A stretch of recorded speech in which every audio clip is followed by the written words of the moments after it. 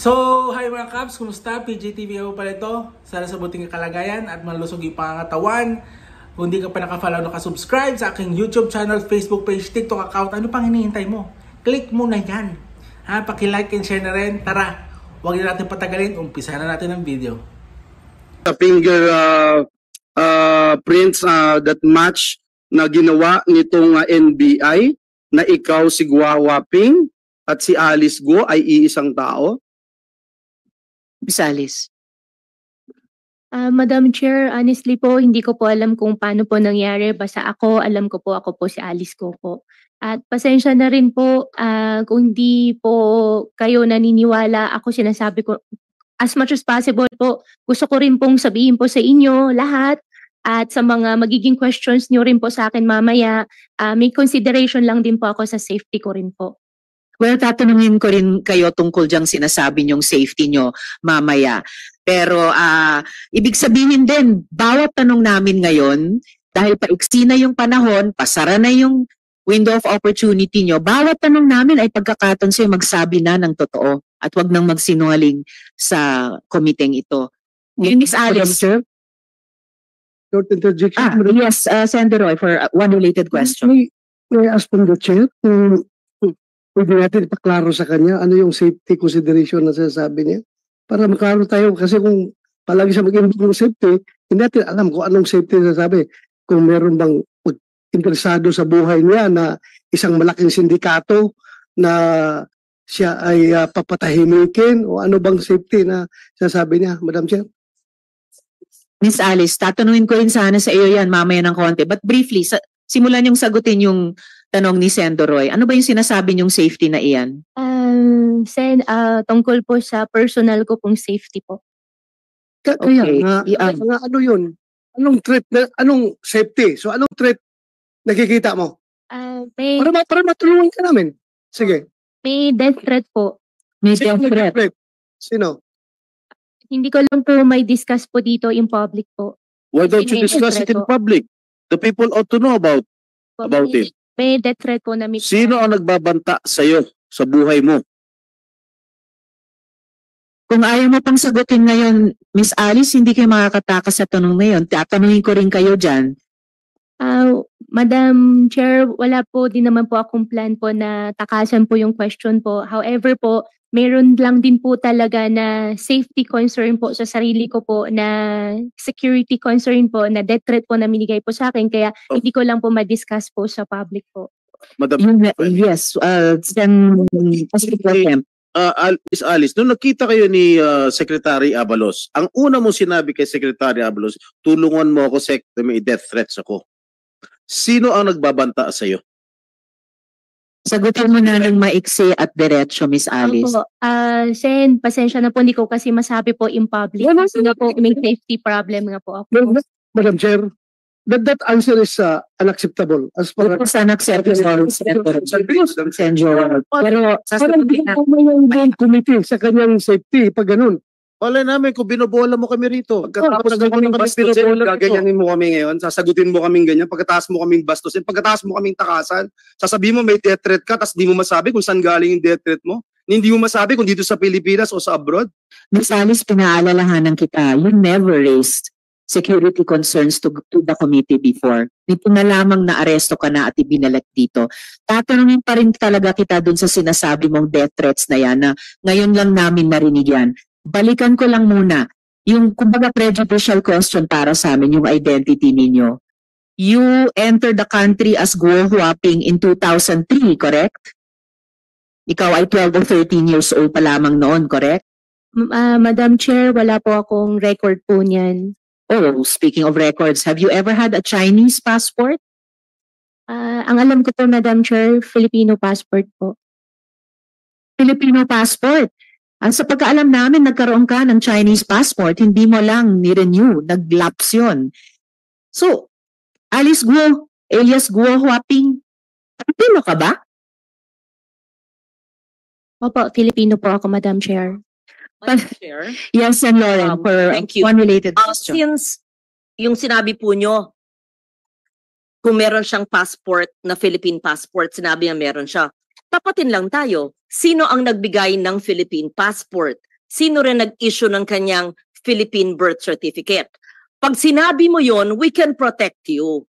Pag sinabi mo yung totoo, paano ka naging Pilipino, paano ka nagkaroon ng passport, then you're answering us properly, we can perhaps protect you. But if you keep on lying to us, you will sink in a web of lies. Hindi ka namin maprotektahan sa mga sindikatong naghahabol sa'yo. I suggest to answer that. How did she get her Philippine birth certificate from the PSA or the satellite office, and how she acquired her Philippine passport from the DFA? We have to find out the syndicates in the government agencies. Madam Chair. Record para sa kabatiran ng lahat. At lumabas na po ito sa mga nakaaraang paring mayroong birth certificate na nakuha through late registration of live birth, pero mismong ang PSA, I'm sure mako-confirm ito ni Engineer Grande later, Engineer Mariza, ang PSA mismo ang nagsabing irregular ang birth certificate na iyon. Kaya tinulog nila sa Office of the Solicitor General na kanselahin na ito. But apparently, habang hawak pa yung irregular birth certificate na iyon, nagamit para makakuha ng Filipino passport. Pero sa pagkaalam din ng aming komite, nagkaroon ka, Miss Alice, ng Chinese passport. Kaya sa lahat ng mga tanong na ito so far, bakit ayaw mo sumagot? Wala namang self-incriminating sa mga tanong na ito. You are only being asked, in fact, you are only being asked about your previous answers to the committee. Yung mga previous documents na sinabit mo sa mga bangko na nakuha namin. So please stop being evasive. Stop being evasive before this committee. I-flash, ayan, finlash namin ulit yung dactyloscopy report ng NBI, no? Result of examination, after a thorough examination and analysis, fingerprints of Guo Huaping, Ilin, and fingerprints of Guo, Alice Ilial were found identical.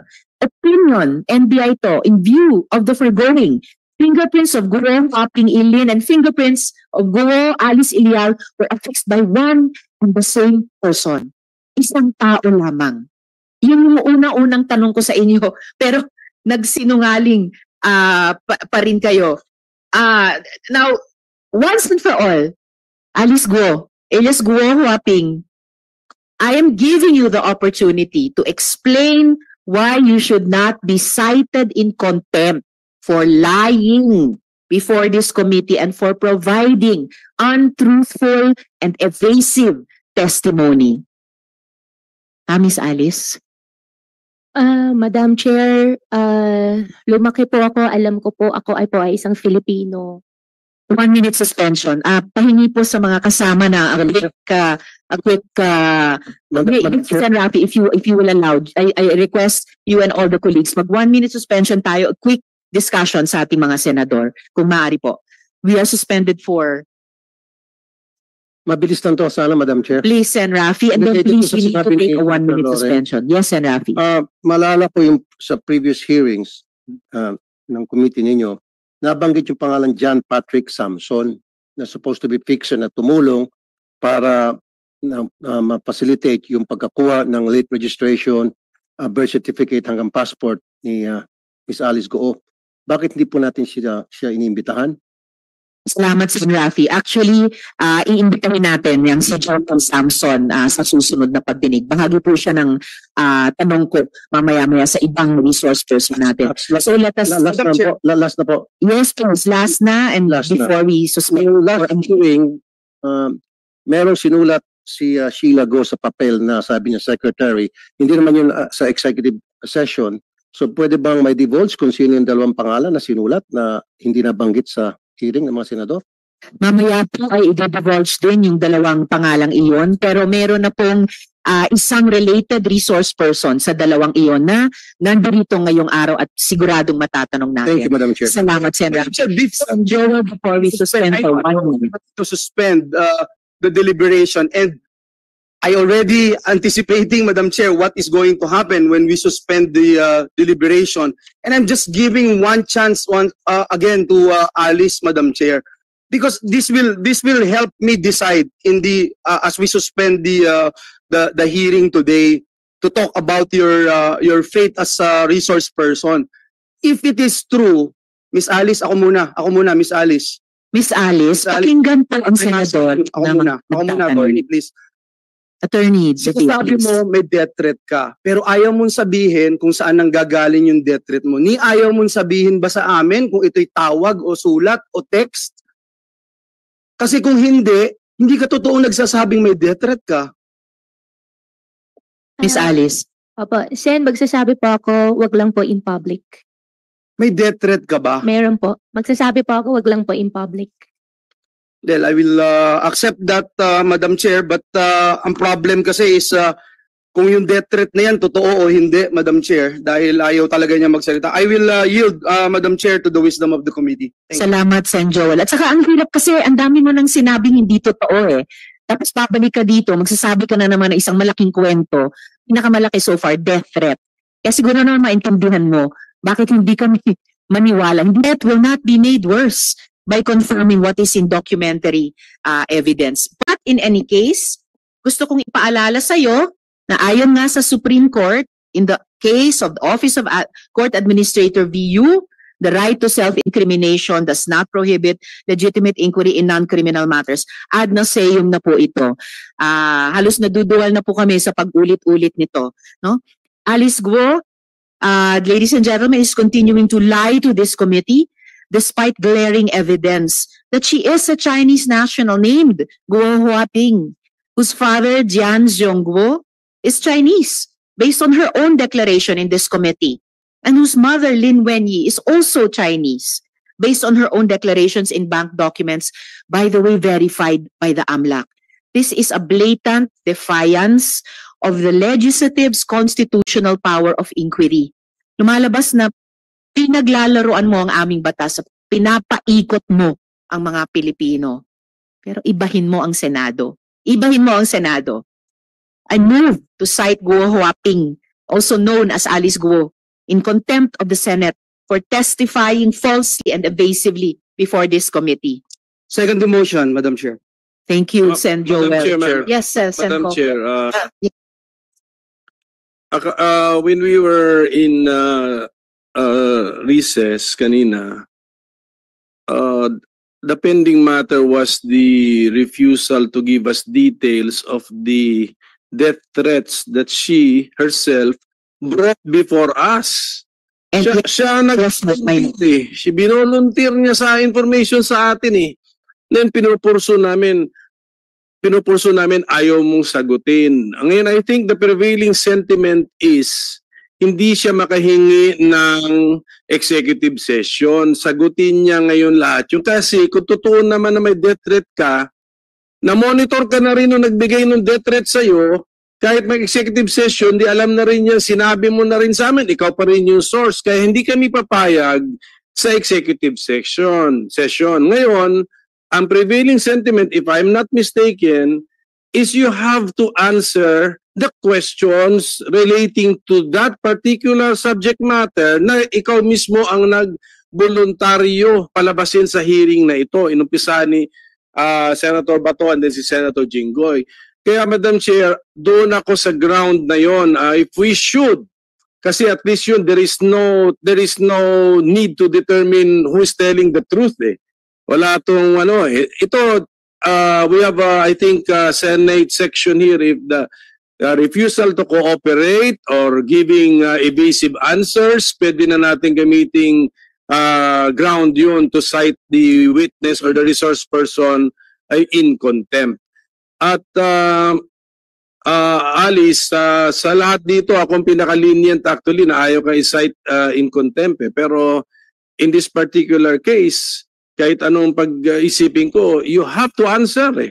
You have to answer, and if we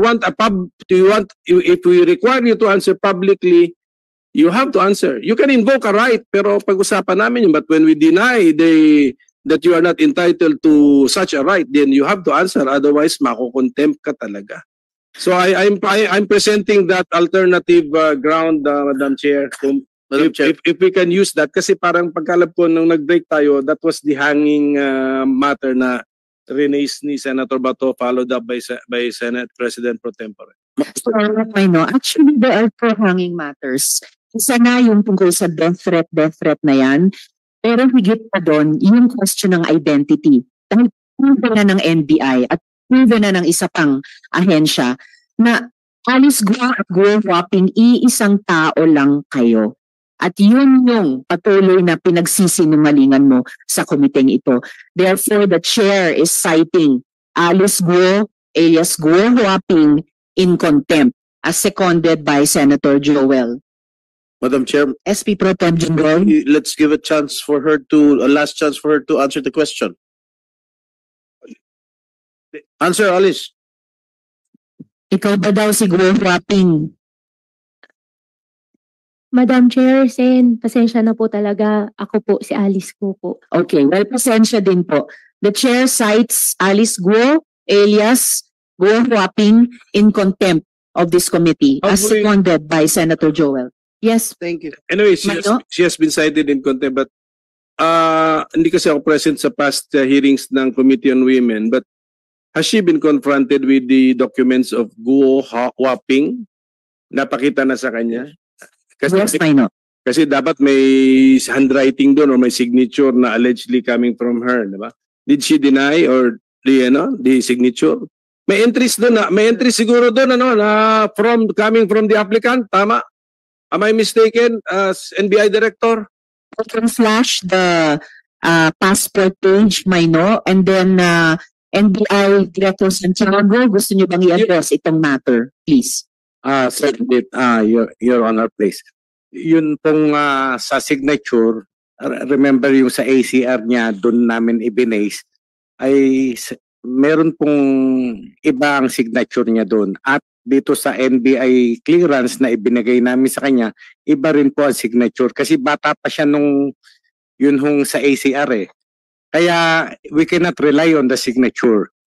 Pero ang fingerprint po, hindi po yan magbabago magmula ipanganak hanggang sa mamatay ang tao. Yes, but have we confronted her with the document and then asking her, did she accomplish the said document? Tanawin natin siya kasi hindi naman siguro siya musmus na bata na hindi na niya maalala, no? May memory na siya noon. Hindi po namin siya na-confront. Okay. Yeah. And presented those documents na fina-flash ko ulit dito kay Alice Guo sa mga nakaraang hearings bago pa siya tumakas.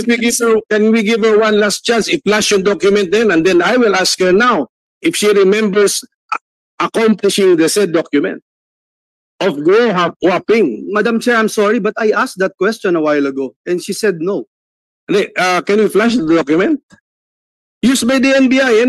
I mean, use the document. Diba? Where's the document? Please give her a chance. Pakita natin sa kanya.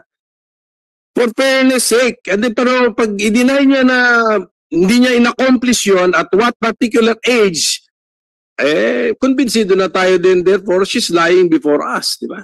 Meron po tayo ditong doctor's copy report na sinasabing identical ang fingerprints ni Alice Guo at ni Guo Huaping at na yung fingerprints na iyon ni Guo Huaping at ni Alice Guo were affixed by one and the same person. Do you have the supporting document na ginamit ng NBI para dito? Para ipakita ulit. Dahil ipinakita na natin dati kay Alice Guo. Miss Alice, extraordinary ito ha. Kayo lang yung naalala kong resource person na ipapakita namin paulit-ulit ang mga dokumento sa iyo. Dapat naman siguro suklian mo yung komite na magsabi ka na ng totoo. Hindi na extra mile ang komite, pero kasi nangalingan pa rin ang sinusukli nyo. Comsec, do you have the supporting document on para i-project dito sa ating monitor, yung ginamit ng NBI to come to this conclusive opinion used in all courts of the Philippines, ang fingerprint matching. Madam Chair, Yes, Sir Joel. while we are still waiting, and just to support the motion that was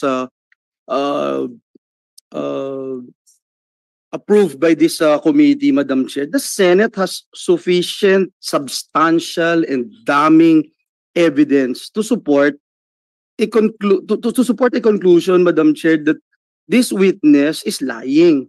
Now, whether the court will bear it out later or not, that is the basis, Madam Chair. If this is the prevailing stance, then witness won't play around with the Senate. I think that is the only reason why we are doing this, because she's obviously playing around, Madam Chair. We have given her enough time, so many chances, Madam Chair. I have never seen a witness na ganito karami yung chance na binibigay natin magsabi ng katotohanan.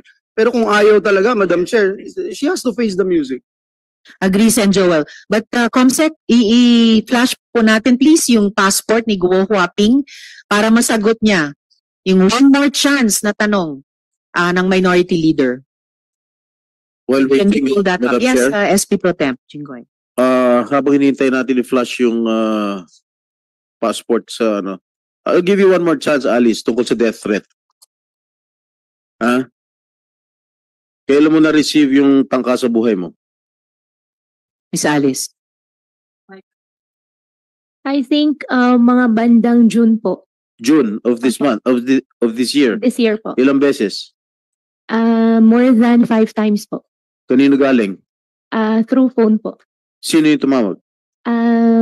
Sen, gustong-gusto ko po din i-discuss po sa inyo at humingi din po ako ng pasensya po sa inyo. Natatakot din po talaga na i-disclose po sa public.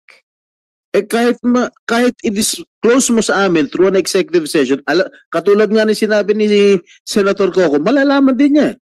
Ngayon sabihin mo sa amin, sino yung source? Opo, Sen, ang understanding ko po, pagka sinabi ko po sa inyo sa executive session po, hindi po lalabas. Kasi nagwo-worry po ako sa sarili ko. Ganun din yun. Sabihin mo sa amin. Sen, ako po kasi ang Senate hearing po natatapos pero natatakot po kasi ako sa magiging buhay ko. Ano ka tinatakot nung kausap mo sa telepono? How do you threaten? Ko po muna i-discuss po sa public po. No. Opo. Pasensya na po talaga, Sen. How were you threatened?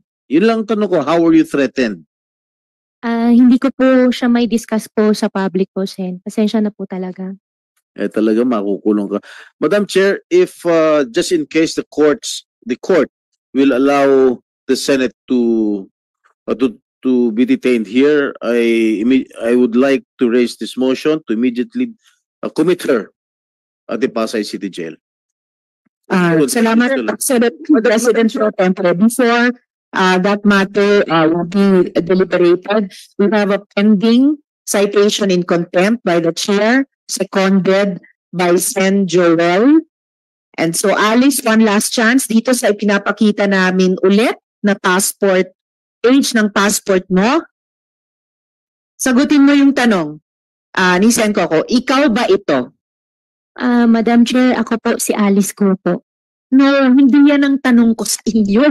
Ang tanong ko po ay, meron kang monitor sa harap mo, kita mo yung page ng passport. Kayo ba yan sa photo na yan? At asking yung pangalan nyo, alam na namin, Guo Huaping. Ito ba ay ikaw? Madam Chair, meron pong pending case po sa akin po. You answer. All right, you are not taking the many one last chances na binibigay ng committee ito sa iyo. You are denying your identity as Guo Huaping. So may I return to yes, minority She was leader. trying to invoke something. What are you invoking?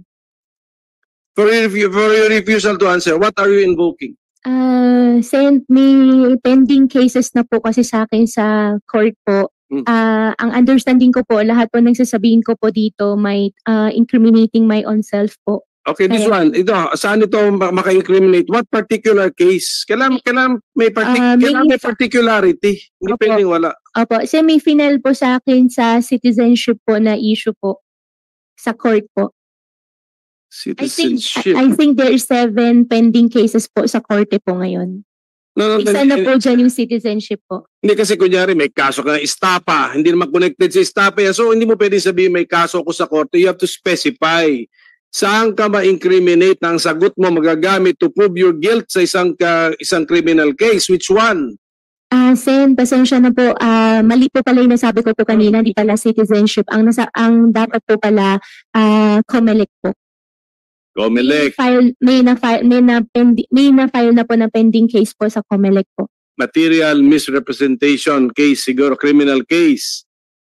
Yes po, criminal case po. At bakit related ito? Yan lang po yung alam ko po na may pending cases po sa COMELEC po. But actually, Madam Chair, this appears to be a document issued by the People's Republic of China. I'm requesting for that ACR. Yung atin, the Philippine form. Philippine form accomplished by a child supposed to be, but a child with all consciousness already. Who happens to be the younger Alice Go, yun yung theory ninyo. Pero yun ang gusto ko ipakita natin sa kanya. Comsec, pwede ba nating i-flash ulit yung ACR na yon at ipakita ulit kay Alice Go? Madam Chair. Yes, Sen. Rafi. Unrelated question. Yes, noong August 27, 2024 hearing, page 141 of the transcript, inamin ni Sheila Goo na meron dalawang passport si Alice Goo. So that means dual citizen siya, Chinese and Filipino. Alright, salamat Sen. Rafi sa pagpapaalala. So dual citizen pala kayo kahit sa pagkaalam ni Ms. Sheila Goo sa paalala ni Sen. Rafi. And in fact, alam niyo ba na hindi pinapayagan ng dual citizenship sa China? Dito lang sa Pilipinas meron na ganyan. Pero sa China, bawal yun eh. And yet, you have both Filipino and Chinese passports sa testimonya ni Sheila Goo.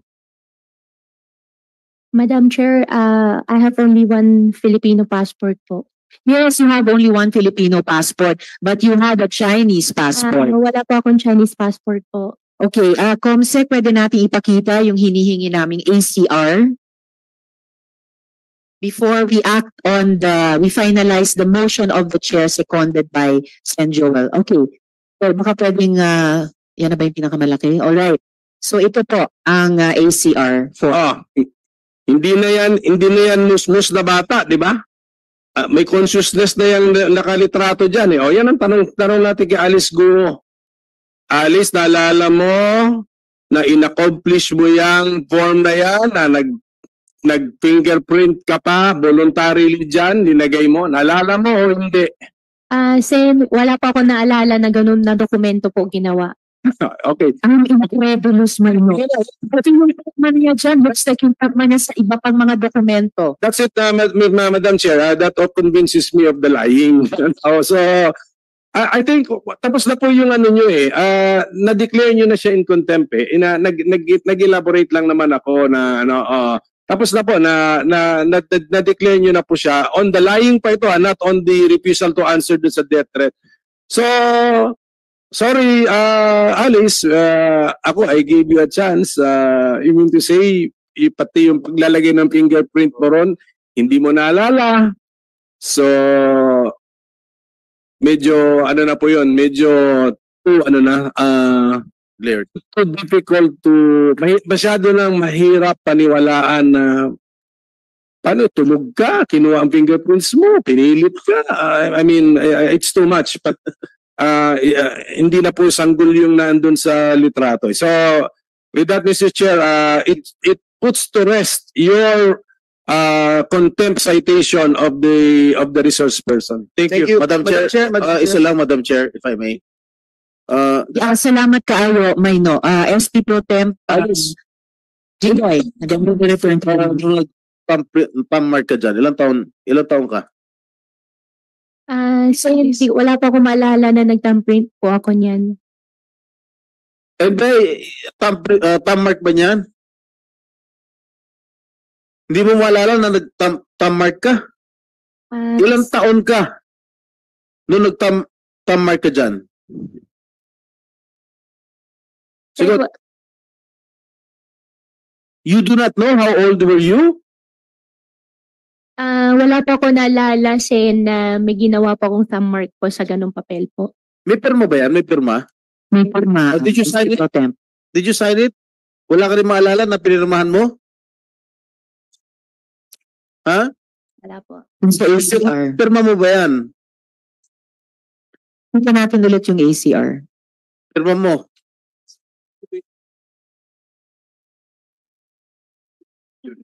Yes, ipakita natin yung kaninang ACR form, yung may photo, fingerprints at saka pirma. Oh, yan, may signature. Is that your signature?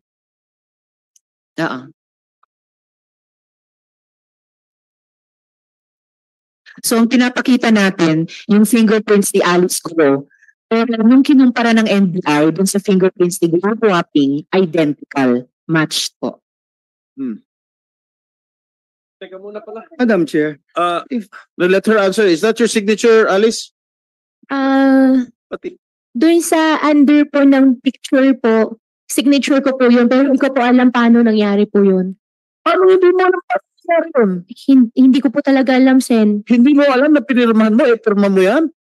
Sen, hindi po, wala pa akong pinirmahan po ng ganung dokumento, pero signature ko po siya, pero wala pa ako na pirmahan po ng ganung dokumento. I-confirm mo na signature mo yan sa form na yan. Kino-confirm ko lang po, Madam Chair, yung signature po under po ng picture is my signature. But you can remember when you signed that Wala paper. wala pa akong ginawa na ganun po.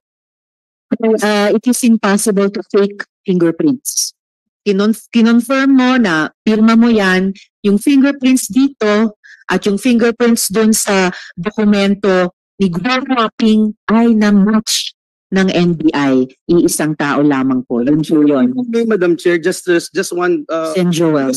so sick and tired na whether Gua Huaping and Alice Go identical at iisa dahil convinced na po tayo doon eh. I mean, how can you doctor yung mga fingerprints, Madam Chair? So ayaw niyang sagutin yon, but overwhelming, siya ho yun, si Gua Huaping. Kaya baka dapat ang tawag natin sa kanya Gua Huaping, hindi Alice Go, dahil mahirap na tawagin siyang Alice Go, hindi naman pala siya Pilipino. But let me just ask yung tinatanong kanina ni Sen Jinggoy, kilalan mo, Alice, Gua Huaping, yung tumawag sa'yo, na nagbibigay sa'yo ng death threat, kilala mo po yun. Diba? Kasi otherwise, hindi mo siya sasagutin at hindi mo kikilalanin na totoo at may bigat yung death threat sa'yo. Is that correct, Your Honor?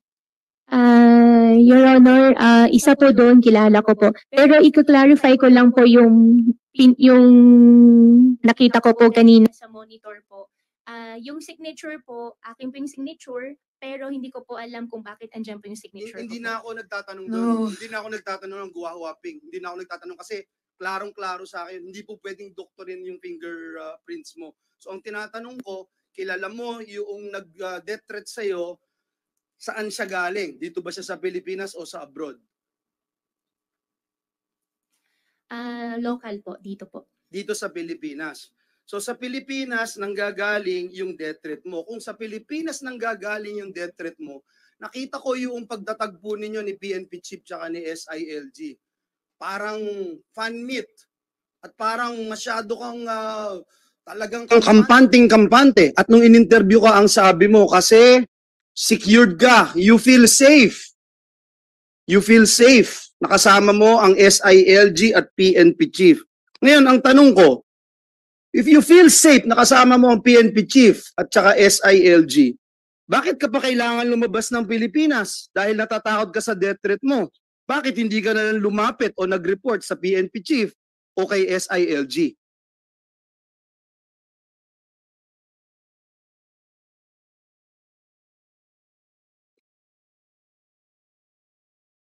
Sagutin ko na po. Sa tingin ko, Yes, one more time, Miss Alice. One last time. Yes po, Madam Chair. You answer the question of Senator Joel. Sen, okay lang po, paulit po. Sorry po. Madam Chair, I hope the lawyers of Alice Go must advise their client to tell the truth. Alice, nung nakita mo si SILG at si PNP Chief, ang sabi mo, happy ka at ikaw ay masaya, kitang-kita naman yun. Walang naitago sa sambayan ng Pilipino na at ease ka. Papicture ka pang di ba? So, paano mo sasabihin na natatakot ka, may death threat ka sa Pilipinas, pero kailangan mong tumakas? Kailangan mo umalis ng Pilipinas, pero sabi mo, safe ka na makita mo ang PNP Chief, SILG, pero hindi ka lumapit sa kanila, hindi ka humingi ng tulong.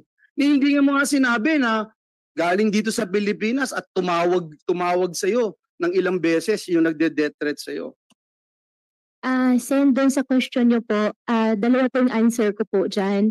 One po, kaya po ako nakasmile po, yan po yung para sa akin po na pinaka-language ko po sa family, sa mga tao po nagmamahal po sa akin na Hindi yun ang tanong ko. Hindi yun ang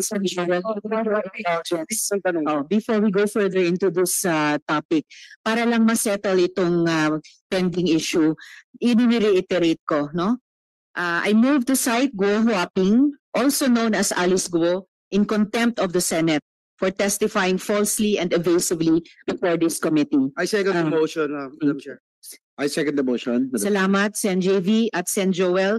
With the motion duly seconded by Senator JV and Sen. Joel, you are hereby cited in contempt. You will remain in the custody of the Senate until the conclusion of this committee's inquiry or until you finally recognize the authority of this body and grant even a semblance of respect for the laws of this country. The committee will coordinate with any court ordering your detention, pero re-respetuhin mo ang Senado.